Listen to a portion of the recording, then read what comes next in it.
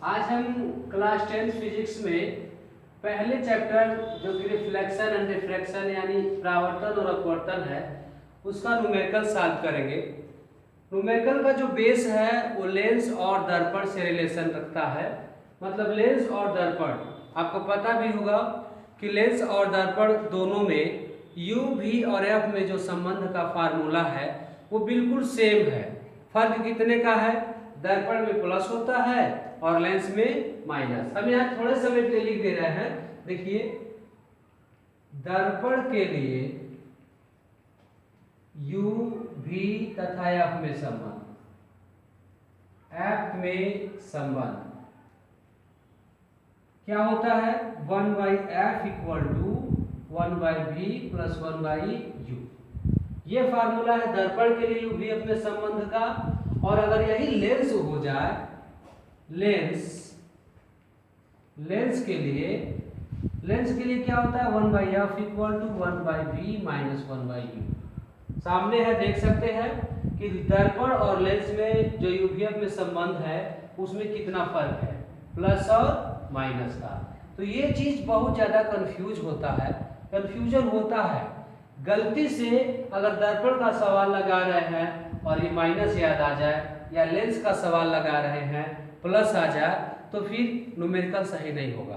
तो ये जो डिफरेंस है ये याद रखेंगे कि दर्पण के फार्मूले में बस प्लस होता है u और v के बीच में, और लेंस के फार्मूले में माइनस होता है। तो पहला तो ये, और दूसरा जो है हमको ध्यान देना है वो ध्यान देना है आवर्धन का। आवर्धन हमने आवर्धन भी पढ़ा है। आवर्धन में क्या है? आवर्धन दर्पण के लिए और लेंस के लिए फार्मूला तो सेम होता है, बस फर्क किसका है? इसी तरह से प्लस और माइनस का है। देखिए, अगर हम दर्पण की बात करें तो दर्पण के लिए जो आवर्धन होता है m से डिनोट किया जाता है आवर्धन को, वो माइनस में v/u होता है, माइनस में v/u। और अगर हम लेंस की बात करें, लेंस की, तो लेंस के लिए क्या होता है? लेंस के लिए m जो होता है वो v/u होता है। तो अगर आप ध्यान से देखें तो आवर्धन दर्पण के लिए जो है m बराबर माइनस v/u है, और लेंस के लिए जो है वो m बराबर v/u। यहाँ पर माइनस और यहाँ पर प्लस। तो ये दोनों चीजें हम लोगों को कंफर्म याद रखना है। अगर इसका ध्यान हटा कि किस में प्लस और किस में माइनस होता है, तो निश्चित रूप से न्यूमेरिकल्स सॉल्व नहीं हो पाएंगे, और होंगे भी तो रिजल्ट गलत आएगा। तो हम एक एक करके सवाल को हल करेंगे, जो भी क्वेश्चंस हैं।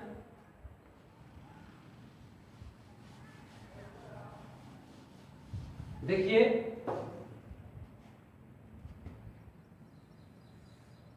यह हमारा पहला क्वेश्चन है।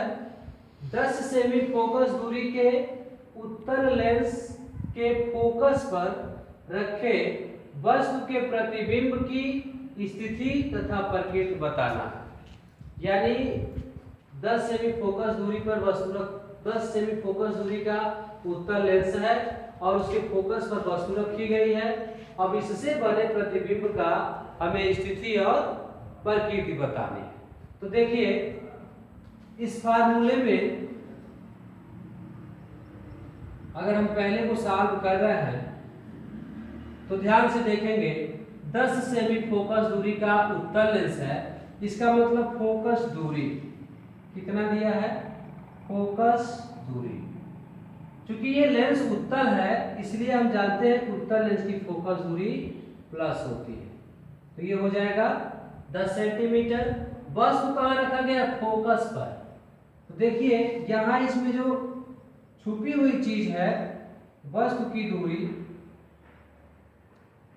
ये इसमें छिपा हुआ है फोकस पर। तो वस्तु की भी दूरी कितनी होगी? फोकस दूरी को हम लोग f से डिनोट कर रहे हैं और वस्तु की दूरी को u से। तो ये भी कितना है?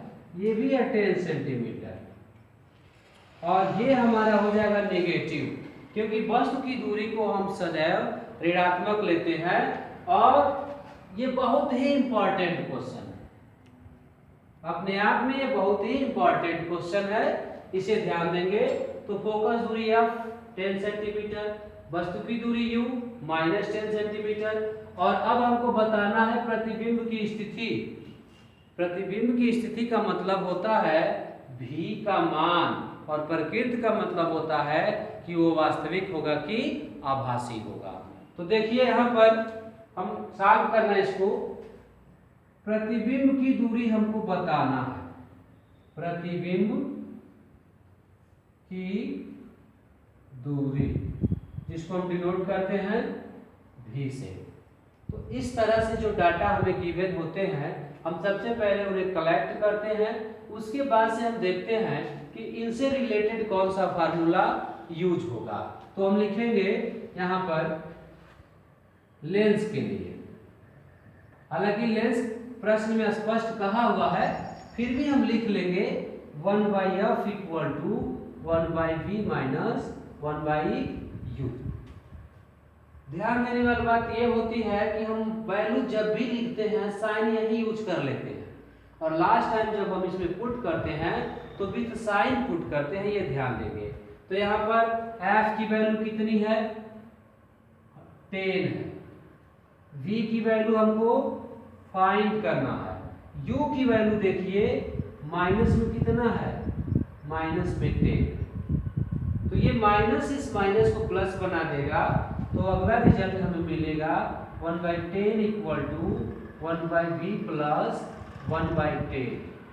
अब देखिए 1/10 और 1/10 साइन और न्यूमेरिकल दोनों तरह से सेम है, इसलिए ये क्या हो जाएगा कैंसिल हो जाएगा, और कैंसिल होगा तो बराबर के इस तरफ शून्य बचेगा। यहाँ ध्यान देंगे, अगर इससे बचना चाहते हैं तो आप ऐसे भी सॉल्व कर सकते हैं 1/v = 1/10 - 1/10। अगर आप काटना नहीं चाहते हैं तो ऐसे भी सॉल्व कर सकते हैं। अब देखिए 1/10 में से 1/10 निकालेंगे तो रिजल्ट कितना है 0 आएगा। ये हो गया v की वैल्यू। अब हम यहाँ पर रिवर्स करेंगे, देखिए 1/v का मान 0 है, तो v का मान कितना होगा 1/0 होगा। दिस इंप्लाइज लगा देंगे v = 1/0। अब यहाँ पर कुछ बच्चे गलती करते हैं, 1/v अगर 0 है तो v को भी 0 लिख देंगे, ऐसा नहीं है। आप जब भी v का मान निकालेंगे तो v अगर इसके प्लेस पे जा रहा है तो शून्य इसके प्लेस पर आएगा। तो यहाँ देख लीजिए उस तरह का कंडीशन हुआ है। अब हमको पता है कि 1/0 का जो वैल्यू होता है वो होता है इनफाइनाइट। वो क्या होता है इनफाइनाइट। अब अगर हम देखें कि हमारा रिजल्ट इनफाइनाइट हो गया और हमें बताना है प्रतिबिंब की स्थिति, तो हम तुरंत रिटर्न हो जाएंगे अपने थ्योरी पर। हमने पढ़ा था, हमने कॉलम बनाया था, उस कॉलम में आप देख सकते हैं कि वस्तु कहाँ रखते हैं तो प्रतिबिंब कहाँ बनता है। आप ध्यान से देखो 10 सेमी फोकस दूरी के उत्तल लेंस के फोकस पर वस्तु रखी गई है। आपको पता भी होगा कि फोकस पर रखे वस्तु का प्रतिबिंब अनंत पर बनता है। तो ये थ्योरी आपकी सेटिस्फाई हो जा रही है। यहाँ पर अनंत पर रखे वस्तु का फोकस पर रखे वस्तु का प्रतिबिंब अनंत पर। तो अनंत पर जो प्रतिबिंब बनता है उसका नेचर कैसा होता है, उसकी प्रकृति कैसी होती है, तो अभी अनंत तक प्रतिबिंब जो होता है वो वास्तविक ही होता है। तो हम यहाँ पर लिख सकते हैं, लास्ट टाइम लिख देंगे, अतः अनंत पर क्या होगा वास्तविक प्रतिबिंब बनेगा, वास्तविक प्रतिबिंब बनेगा। ऐसे लास्ट में हम आंसर लिख देते हैं। अगर मान लीजिए यहाँ पर 40 आता तो लिख देते कि 40 सेंटीमीटर की दूरी पर वास्तविक प्रतिबिंब बनेगा, और अनंत आया तो लिख देंगे कि अनंत पर वास्तविक प्रतिबिंब बनेगा। ये सब वास्तविक वाली बात हम अपने थ्योरी से टटोल लेते हैं। बताया गया था शुरू में ही कि वस्तु कहाँ रखा जाएगा तो प्रतिबिंब कहाँ बनेगा, तो वहां पर उससे आप आसानी से इसको ले सकते हैं। इस प्रश्न के इंपॉर्टेंसी के पीछे मुख्य कारण u का स्पष्ट रूप से न दिया होना है। देखिए 10 सेंटीमीटर फोकस दिया है, लेकिन 10 सेंटीमीटर यू नहीं दिया, कहा है कि फोकस पर रखे वस्तु के प्रतिबिंब। तो जब फोकस पर रखेंगे तो आखिरकार वस्तु कितना दूर होगा, 10 सेमी ही होगा ना। इसलिए क्या किया गया है, u की वैल्यू यहाँ पर 10 सेमी लिया गया है। तो इस प्रश्न के इंपॉर्टेंट होने के पीछे सबसे इंपॉर्टेंट रीजन यही है, u का स्पष्ट रूप से न दिया होना। ऐसा प्रश्न दर्पण में भी बन सकता है, तो ध्यान रखेंगे इस प्रश्न का। तो ये था न्यूमेरिकल नंबर 1 का सॉल्यूशन। ऐसे आप जितने न्यूमेरिकल्स टच किए गए हैं उस न्यूमेरिकल्स को अगर आप सॉल्व कर लें तो लेंस और दर्पण से रिलेटेड कोई भी प्रश्न आपसे छूटेगा नहीं।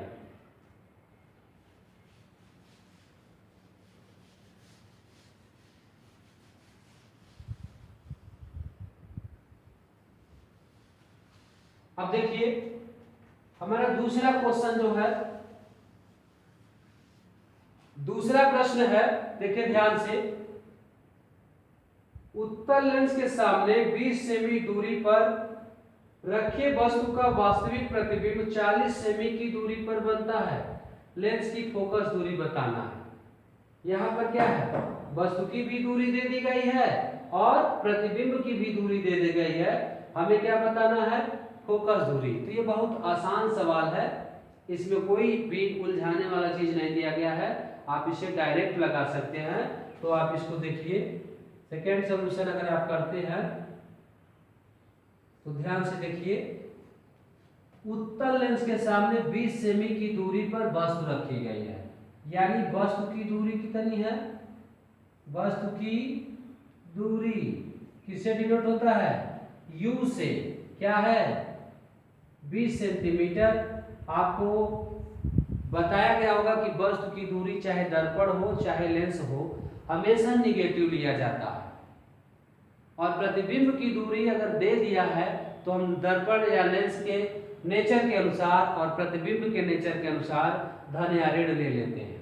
तो देखिए उत्तर लेंस में यहाँ पर वस्तु का वास्तविक प्रतिबिंब 4 सेमी की दूरी पर बना है। तो जब तक प्रतिबिंब वास्तविक होता है तब तक लेंस से दाईं तरफ होता है, और दाईं तरफ की सभी दूरियां धनात्मक होती हैं, ऐसा चिन्ह परिपाटी में बताया गया होगा।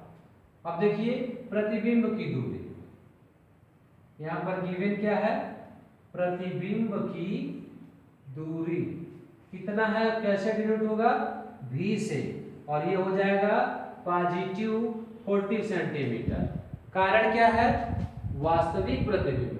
हमको पता है कि वास्तविक प्रतिबिंब लेंस के हमेशा दाएं तरफ बनता है, और दाएं तरफ की दूरियां किसी भी प्रकाशीय केंद्र में सदैव धनात्मक होती हैं। और हमें फोकस दूरी क्या करना है, फोकस दूरी f को फाइंड करना है, फोकस दूरी को हमें बताना है। तो फार्मूला फिर से वही लगेगा, देखिए 1/f equal to 1/v minus 1/u। अब वैल्यू आपके सामने है, पुट करिए 1/40 माइनस माइनस में 1/20, यह माइनस में रखा जाएगा। वंस अगेन ये माइनस इस प्लस माइनस को क्या करेगा, प्लस बना देगा। तो कितना हुआ, 1/40 प्लस 1/20। अब यहाँ पर अगर आपका भिन्न का जोड़ घटाना कमजोर है तो निश्चित रूप से आप इसे नहीं लगा पाएंगे। ऐसे सवाल को लगाने के लिए हम लसम मेथड का इस्तेमाल कर सकते हैं, एलसीएम का, या फिर क्रॉस मल्टीप्लिकेशन का, तिर्यक गुणा का। तो जैसा आपको सुविधा लगे एलसीएम से भी लगा सकते हैं और तिर्यक गुणा से भी लगा सकते हैं। अगर एलसीएम से लगाते हैं तो एट लास्ट हमें कैंसिल करने की जरूरत नहीं होती, और तिर्यक गुणा से लगाते हैं तो अंत में हमें उसका सिंप्लीफिकेशन करना पड़ता है, उसको सरलतम रूप में बदलने की जरूरत पड़ती है। तो जो आपको अच्छा लगे, तिर्यक गुणा या क्रॉस मल्टीप्लिकेशन, एलसीएम, जो अच्छा लगे आप लगा सकते हैं। तो देखिए यहाँ पर हम एलसीएम से सॉल्व करें तो 20 और 40 का एलसीएम 40 होता है, क्योंकि 20 के टेबल में 40 आ जा रहा है। तो अगर दो संख्याएं हों और एक संख्या दूसरी संख्या को पूरा पूरा विभाजित कर लेता हो तो बड़ी वाली संख्या एलसीएम होती है और उसमें छोटी वाली संख्या एलसीएम होती है। ये शॉर्टकट है, और मैक्सिमम सवाल में आपको ये मिलेगा। तो 20 और 40 में 20 40 को डिवाइड कर दे रहा है, इसलिए एलसीएम कितना हो जाएगा इसका 40 हो जाएगा। अलग से कुछ करने की आवश्यकता नहीं है। अब देखो 40 जो है 40 को 1 टाइम में कैंसिल करेगा, और जो 20 है वो 40 को कितने टाइम में कैंसिल करेगा 2 टाइम में। देखो 40 इस 40 को 1 टाइम में, तो यहाँ 1, और 20 इस 40 को 2 टाइम में कैंसिल करेगा, तो यहाँ पर 2 × 1 और यहाँ पर भी 1 लिख लीजिए। ये वाला 1 ये है, और क्रॉस करके 40 से 40 एक बार में कटा, प्लस ये वाला 1 मान लीजिए हम इधर लिख दिए 1, और 20 से 40 दो बार में कटेगा तो 2।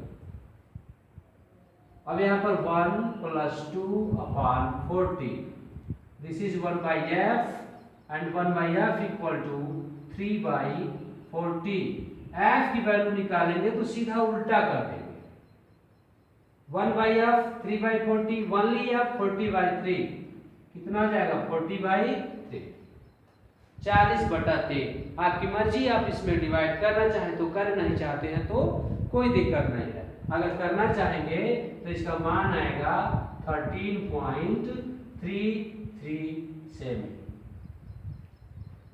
13.33 सेंटीमीटर इस लेंस की फोकस दूरी होगी।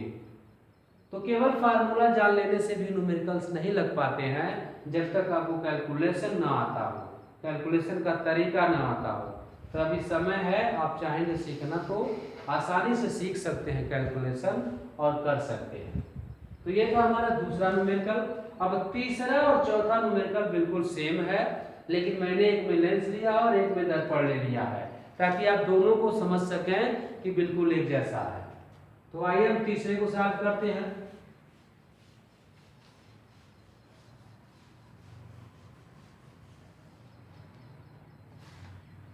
ये सवाल जो है, ये सवाल बहुत इंपॉर्टेंट है। इस सवाल की जो कैटेगरी है, इन दोनों सवाल क्वेश्चंस की, ये दोनों इंपॉर्टेंट कैटेगरी के क्वेश्चंस हैं। केवल इंपॉर्टेंट नहीं बल्कि बहुत इंपॉर्टेंट, वेरी इंपॉर्टेंट कैटेगरी के ये दोनों क्वेश्चंस हैं। अगर इसे और इसे आप बेहतर ढंग से समझ जाते हैं तो समझिए कि इस अध्याय का, इस चैप्टर का पूरा न्यूमेरिकल्स आप लगा लेंगे। जितने फार्मूले हैं सबका यूज करके ये सवाल बनाया गया है।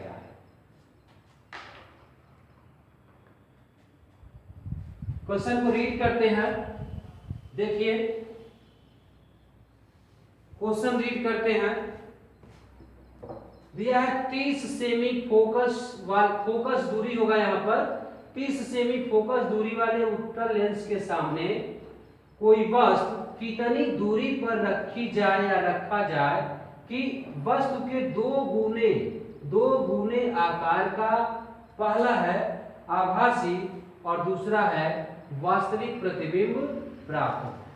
इसमें दो क्वेश्चन शामिल हैं। कह रहा है कि किसी लेंस की फोकस दूरी 30 सेंटीमीटर है, उसके सामने कोई वस्तु कहाँ रख दिया जाए कि एक बार में मतलब आभासी 2 गुना बड़ा आभासी प्रतिबिंब बने और 2 गुना बड़ा वास्तविक प्रतिबिंब बने। तो इस सवाल में आवर्धन का हम लोगों को इस्तेमाल करना है, यूज करना है। हमने पढ़ा भी था, बताया भी था कि अगर 2 गुना कह दिया तो समझिए आवर्धन 2 है, 3 गुना कह दिया तो समझिए आवर्धन 3 है। हमने आवर्धन का धन होना, धनात्मक और ऋणात्मक होना भी पढ़ा था। तो अगर प्रतिबिंब आभासी होता है तो आवर्धन धनात्मक होता है, अगर प्रतिबिंब वास्तविक है तो आवर्धन ऋणात्मक होता है। तो मैंने कहा कि पूरे सेंस का इस्तेमाल किया गया इस क्वेश्चन को लिखने में, इस क्वेश्चन को बनाने में। इस क्वेश्चन को समझ लेते हैं तो समझिए कि आप कोई भी सवाल इस तरह का लगा लेंगे, और अगर कोई क्वेश्चन पूछता भी है तो ऐसे ही प्रश्न ज्यादातर पूछे जाते हैं और पूरे मैक्सिमम मार्क्स में ये पूछे जाएंगे, जो भी आपके एग्जाम का मैक्सिमम मार्क्स होता है। तो देखिए सबसे पहले हम डाटा कलेक्ट करते हैं कि हमें गिवन क्या है और हमसे पूछा क्या गया है। तो सबसे पहले 30 सेमी फोकस दूरी का उत्तल लेंस है, तो फोकस दूरी हमको दिया गया है। देखिए तीसरे को हम सॉल्व करते हैं, तीसरे का हम सॉल्यूशन करते हैं। तो फोकस दूरी देखिए, फोकस दूरी F = चूंकि लेंस उत्तल है इसलिए फोकस दूरी क्या होगा, धनात्मक होगा, 30 सेमी धनात्मक होगा। अब पूछा है कि वस्तु कहाँ रखी जाए, वस्तु कहाँ रखी जाए, मीन्स u की वैल्यू हमसे फाइंड करने को बोला है और इसने आवर्धन दे रखा है, आवर्धन m की वैल्यू दे दिया है कितना 2। अब क्वेश्चन को एक बार और आप रीड करिए, ये चीजें कैसे लिखी गई है इसको समझिए।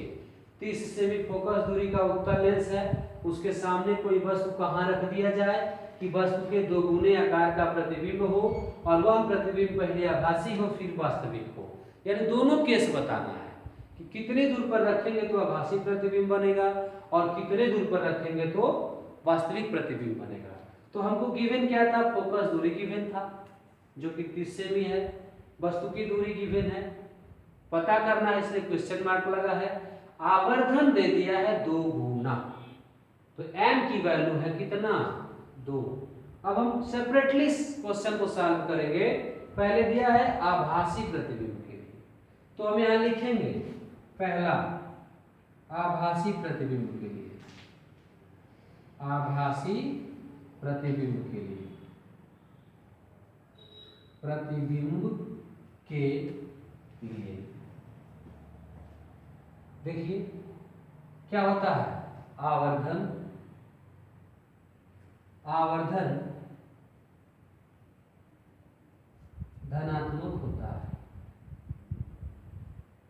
धनात्मक होता है। तो देखिए धनात्मक होता है तो कोई दिक्कत नहीं है, m की वैल्यू जैसे है एज इट इज हम इसको लिख देंगे, m इक्वल टू कितना हो जाएगा 2।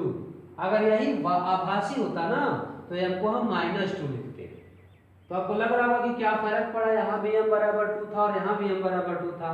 तो चलिए सिंगल है तो नो प्रॉब्लम, लेकिन इसके लिए फर्क पड़ेगा, इसलिए हम सिस्टम से चले। अब m बराबर लेंस के लिए होता क्या है, हमको पता है कि m की वैल्यू होती है v/u, आपको बताया गया था, मैंने शुरू में ही बताया है कि लेंस के लिए m बराबर कितना होता है v/u होता है, उस वैल्यू को हम यहाँ पर रख दिए 2। तो देखिए v बराबर कितना मिलेगा हमको 2u। अब आप पूरी तरह से इस क्वेश्चन को एक बार और निरीक्षित कीजिए, तो देखिए f दिया है, u पता ही नहीं है और v भी नहीं पता है, तो इस फार्मूले में 1/f equal to 1/v minus 1/u में ये 3 राशियों का फार्मूला है। जब तक 2 राशियां न पता हो तब तक हम तीसरा नहीं निकाल सकते, तो इसी फार्मूले का इस्तेमाल हमको करना है, तो श्योर है। अब f दिया है, u भी पता करना है और v भी पता नहीं है, इसका मतलब कोई ना कोई रिलेशन होना चाहिए जिससे हम v को या u को प्राप्त कर सकें। तो देखिए m से हमें रिलेशन मिला v/u बराबर 2 का, अब हम v के जगह पर क्या रख देंगे 2u रख देंगे और हमें फाइंड क्या करना है u, तो इजीली हमें u की वैल्यू मिल जाएगी। तो देखिए अब हम क्या करेंगे, अब यहाँ पर हम 1/f equal to 1/v minus 1/u का इस्तेमाल करें। हमें पता है कि u निगेटिव होता ही है, तो ये अपने आप निगेटिव आ जाएगा, हमको लगाने की जरूरत नहीं है। 1/30 equal to 1/2u, v equal to क्या 2u एंड माइनस में 1/u। अब यहाँ पर कैलकुलेशन अगर नहीं आ रहा है तो निश्चित ही आप फंसेंगे, इसलिए कैलकुलेशन को समझने की कोशिश करो। u और 2u, यहाँ मैं एलसीएम मेथड का इस्तेमाल करना चाहता हूँ, तो एलसीएम मेथड में देखो हमने कहा ना कि छोटा वाला अगर बड़े वाले को कैंसिल कर लेता है तो बड़ा वाला ही क्या है एलसीएम है, या ऐसे भी सुन सकते हैं अगर बड़ा वाला पूरी तरह से छोटे वाले से विभाजित हो जाए तो बड़ा वाला ही एलसीएम है। तो बड़ा वाला डिनोमिनेटर या हर जो है 2u है और छोटा वाला क्या है u है, तो क्या u जो है इस 2u को कैंसिल नहीं करेगा, बिल्कुल करेगा, क्योंकि u से अगर हम कैंसिल करें यहाँ से देखो 2u अपान अगर u कर दिया जाए तो इस u से u कैंसिल होकर 2 मिल जाएगा।